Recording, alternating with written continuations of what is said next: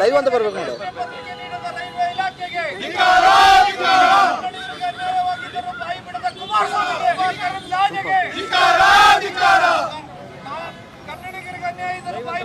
ಹಾಂ ಸರಿ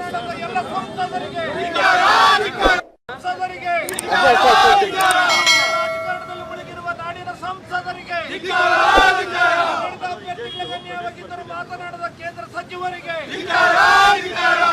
ಪ್ರಶ್ನೆ ಪತ್ರಿಕೆ ನೀಡಿದ ರೈಲ್ವೆ ಇಲಾಖೆಗೆ, ಕನ್ನಡದ ಅಭ್ಯರ್ಥಿಗಳ ಬಾಯಿಗೆ ಮುಟ್ಟುವ ರೈಲ್ವೆ ಇಲಾಖೆಗೆ,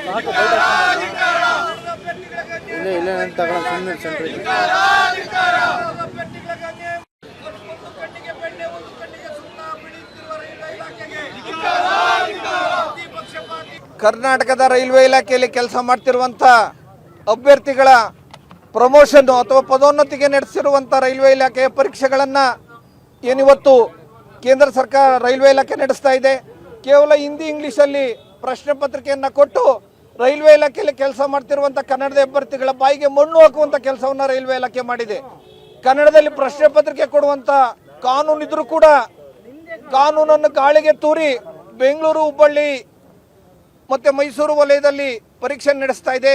ಅನುಕಂಪದ ಆಧಾರದಲ್ಲಿ ರೈಲ್ವೆ ಇಲಾಖೆಯಲ್ಲಿ ಕೆಲಸ ಮಾಡ್ತಿರುವಂಥ ಮತ್ತು ಡಿ ಗ್ರೂಪ್ ಮತ್ತು ಸಿ ಗ್ರೂಪಲ್ಲಿ ಕೆಲಸ ಮಾಡ್ತಿರ್ತಕ್ಕಂಥ ಅಭ್ಯರ್ಥಿಗಳಿಗೆ ಕನ್ನಡ ಬಿಟ್ಟರೆ ಅವ್ರಿಗೆ ಹಿಂದಿನೂ ಬರಲ್ಲ, ಇಂಗ್ಲೀಷು ಬರಲ್ಲ. ಆದರೆ ಉತ್ತರ ಭಾರತದಲ್ಲಿ ಮಾಡುವಂಥ ಪರೀಕ್ಷೆಗಳನ್ನು ಹಿಂದಿ ಇಂಗ್ಲೀಷಲ್ಲಿ ಮಾಡೋದ್ರಿಂದ ಅವ್ರು ಹಿಂದಿಲಿ ಬರೆದು ಪ್ರಮೋಷನ್ ತಗೊಂಡು ಹೆಚ್ಚಿನ ಸಂಬಳ ಪಡೆಯುವಂಥ ಮತ್ತು ಉನ್ನತ ಹುದ್ದೆಗೆ ಹೋಗುವಂಥ ಅವಕಾಶ ಆಗ್ತಾಯಿದೆ. ಯಾಕೆ ಕನ್ನಡಿಗರು ತೆರಿಗೆ ಕಟ್ಟಲ್ವ? ಅತಿ ಹೆಚ್ಚು ತೆರಿಗೆ ಕಟ್ಟುವಂಥ ರಾಜ್ಯ ಕರ್ನಾಟಕ. ನಾವು ದೇಶದ ಒಕ್ಕೂಟ ವ್ಯವಸ್ಥೆಯಲ್ಲಿಲ್ವಾ? ಕರ್ನಾಟಕದ ಮತದಾರರು ಮತ ಹಾಕಲ್ವಾ? ಈ ಪ್ರಶ್ನೆ ಕರ್ನಾಟಕ ರಕ್ಷಣಾ ವೇದಿಕೆ ಅಧ್ಯಕ್ಷರು ನಾರಾಯಣಗೌಡರು ಕಳೆದ 25 ವರ್ಷಗಳಿಂದ ಕೇಂದ್ರ ಸರ್ಕಾರವನ್ನು ಕೇಳ್ಕೊಂಡು ಬಂದಿದ್ದಾರೆ. ಇವತ್ತು ಕೇಂದ್ರ ರೈಲ್ವೆ ಇಲಾಖೆಯಲ್ಲೇ ಕೆಲಸ ಮಾಡ್ತಿರುವಂಥ ರೈಲ್ವೆಯ ಕನ್ನಡದ ಅಭ್ಯರ್ಥಿಗಳ ಬಾಯಿಗೆ ಮಣ್ಣು ಹಾಕುವಂಥ ಕೆಲಸ ರೈಲ್ವೆ ಇಲಾಖೆ ಮಾಡಿದೆ.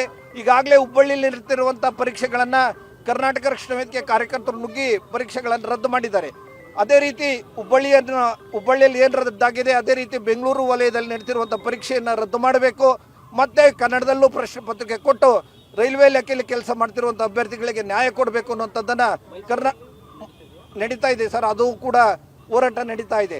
ನಾವು ಒಟ್ಟಾರೆ ಕೇಳೋದು, ಇಷ್ಟೆಲ್ಲ ಅನ್ಯಾಯ ಆಗ್ತಿದ್ರು ಪಕ್ಷ ರಾಜಕಾರಣದಲ್ಲಿ ಮಾತಾಡುವಂಥ ಕೇಂದ್ರ ಸಚಿವರಾದಂಥ ಕುಮಾರಸ್ವಾಮಿಯವರು, ಶೋಭಾ ಕರಂದ್ಲಾಜೆ, ಪ್ರಹ್ಲಾದ್ ಜೋಶಿ ಯಾಕೆ ನೀವು ಮಾತಾಡ್ತಿಲ್ಲ?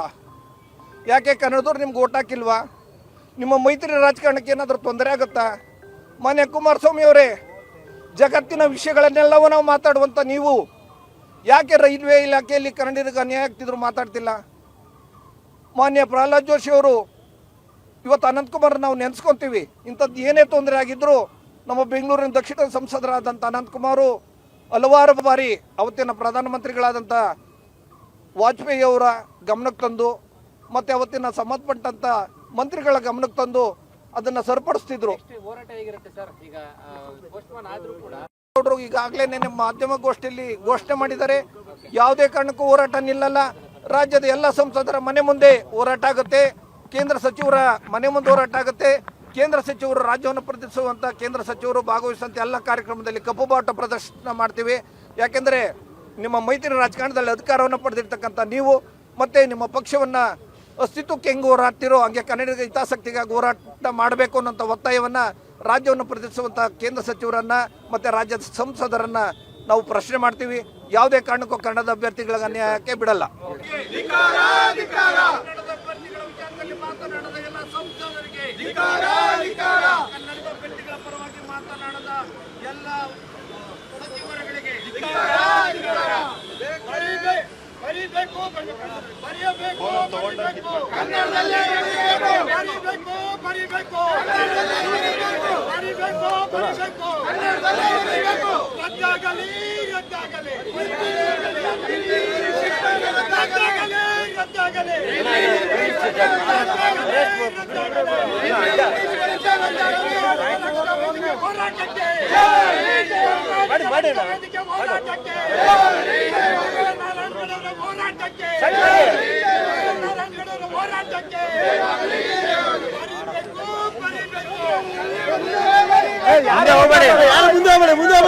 ಮುಂದೆ